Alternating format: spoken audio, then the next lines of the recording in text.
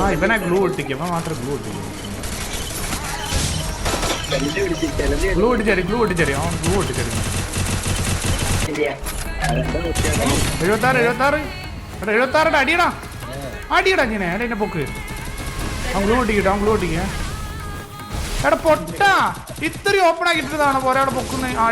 അടി കുരിഞ്ഞിരുന്ന് കൊടുക്കല്ല. എടാ വാണം എണീച്ച് പോടാ അവിടെ നിന്ന്.